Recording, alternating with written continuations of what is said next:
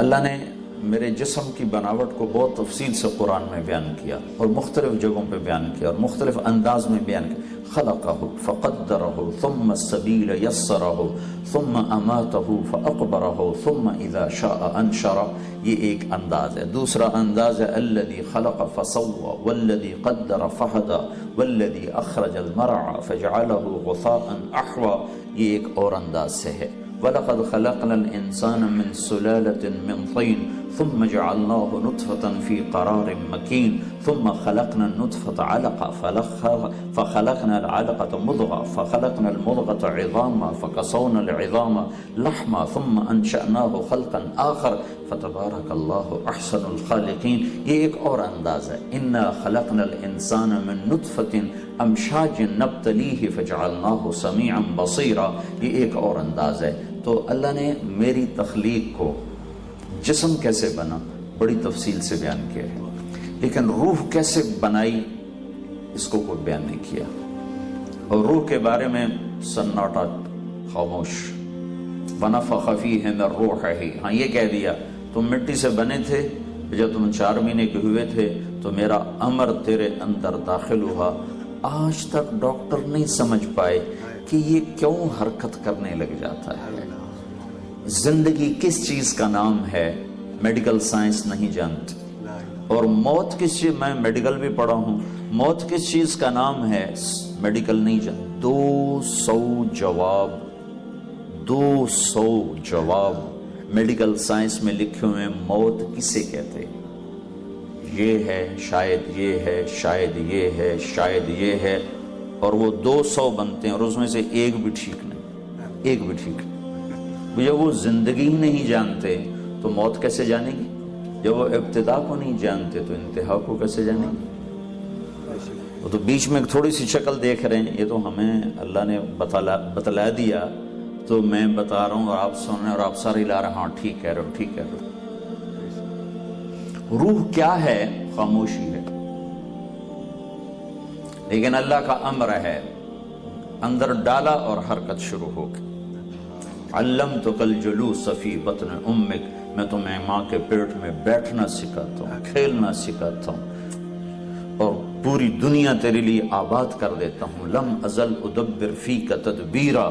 مسلسل میری تدبیر تیرے ماں کے پیٹ میں تیرے اندر چلتی رہتی ہے. حتی انفذت ارادتی فیک. اور میرے ارادے تیرے اندر مکمل ہو جاتے ہیں کہ ہاں اسے باہر زندہ لانا ہے، مردہ نہیں لانا، لوتھڑا نہیں لانا، زندہ باہر لانا ہے. تو پھر ثم السبیل یسرا. پھر میں راستہ کھولتا ہوں. پھر ایک فرشتہ آتا ہے جو پر بچھا کر تمہیں باہر لاتا ہے.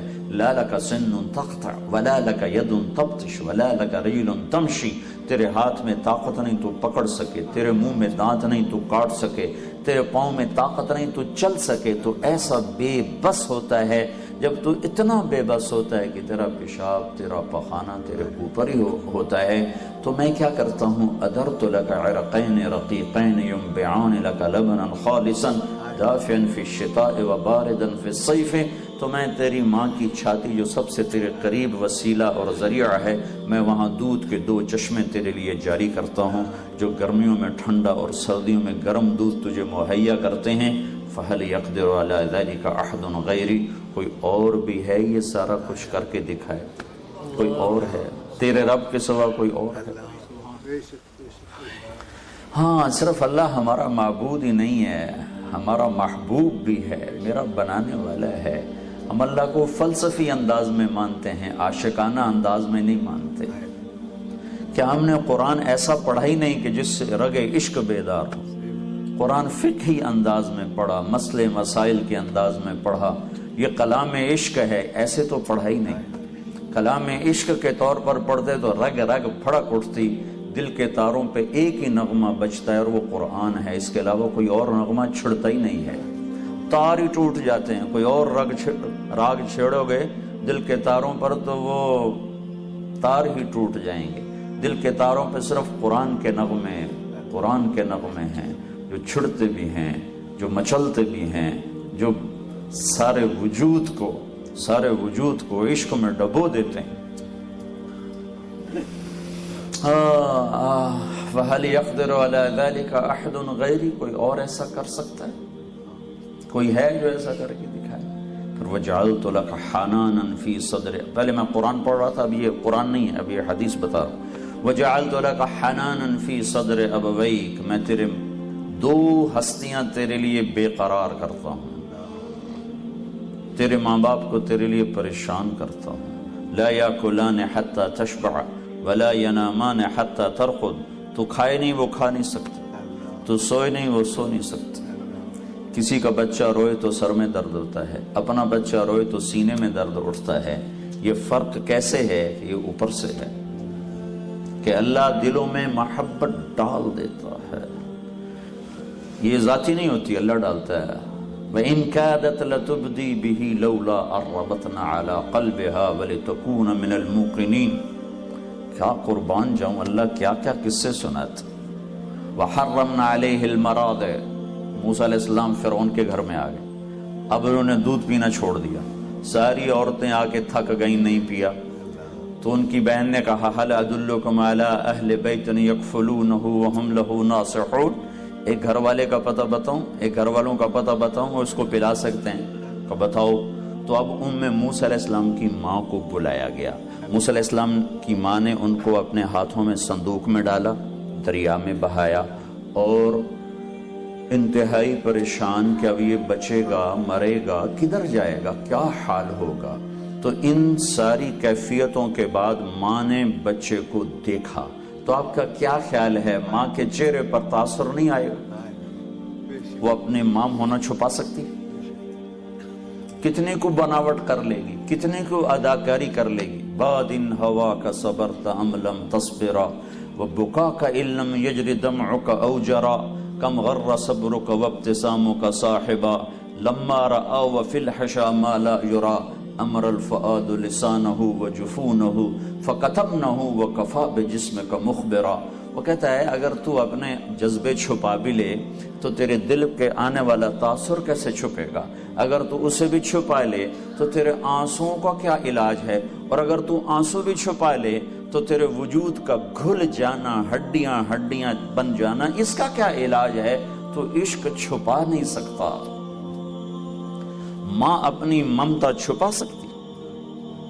تو اللہ تعالیٰ کہتا ہے وَإِن كَادَتْ لَتُبْدِي بِهِ، جب موسیٰ علیہ السلام کی ماں نے دیکھا موسیٰ کو تو ایک دم ماں ہونا کھل کے آنے لگا تھا۔ لولا اربتنا علی قلبہا، میں نے ایک دم موسیٰ کی محبت اس کے دل سے کھینچ کے نکال دی اور اسے اجنبی عورت بنا دیا۔ یوں دیکھ رہے ماں ایسے دیکھتی۔ تو ماں باپ سمجھتے ہیں شاید ہم اپنی طاقت سے اولاد سے محبت کرتے ہیں، اللہ ہے، اللہ ہے۔ سانپ کی مادہ بھی ماں ہے، انڈے دیتی ہے، بچے بناتی ہے، اور پھر اپنے بچوں کو خود کھانا شروع کر دی جب اسے بھوک لگتی ہے۔ یہ ایک عجب مادہ ہے جو اپنے بچے خود کھا جاتی ہے اگر بھوک لگے۔ تو سانپ کا بچہ پیدا ہوتا ہی بھاگنے کی کوشش کرتا ہے، اور یہ صفت اگر اللہ نے مادہ سانپ میں نہ رکھی ہوتی تو تمہارے سڑکوں پہ بھی سانپ پھر رہے ہوتے۔ وہ جب اسے بھوک لگتی تو اب نہیں کھا جاتی ہے۔ تو ماں ہونے سے محبت نہیں آتی، اللہ محبت ڈالتا ہے۔ لولا اربتنا علی قلبہا، کہ میں نے اس کے دل کو باندھ دیا اور اسے پتھر بنا دیا، اور وہ پتھرائی نظروں سے موسیٰ کو دیکھ رہی، اور فرعون دیکھ رہا تھا، چونکہ فرعون کو شک پڑ چکا تھا، تو ہر آنے والی کے چہرہ وہ پڑھ رہا تھا کہ جو ماں ہوگی وہ پتہ چل جائے گا۔ تو ماں کا پتہ چلنے کو تھا کہ اللہ نے کھینچ کے رکھ دیا، محبت نکال کے وہ پھینک دی۔ پھر اللہ کہتا ہے فَهَلْ يَقْدِرُ عَلَىٰ ذَلِكَ أَحْدٌ غَيْرِي، کوئی اور ہے تیری محبت پیدا کر سکے؟ نہ تیرے پیشاب دھونا، تیرے پخانے اٹھانا کوئی آسان کام تھا؟ کیوں اٹھائے، کیوں دھوئے پیشاب، کیوں لے کر پھرے ڈاکٹروں کی طرف، کیوں بھاگے بھاگے پھرے، کیوں منتیں مانگی، کیوں مرادیں مانگی، کیوں دعائیں مانگی، کیوں بیت اللہ کے پردے پکڑے؟ کہ اللہ نے کہا میں کرتا ہوں، میں کرتا ہوں، میرے سوا کوئی کر نہیں سکتا۔ تو اس اللہ کا یہ پیغام ہے کہ جب میں نے یہ سب کچھ کیا ہے تو تو بھی تو کچھ کر، کہ تو میری مان کے چل۔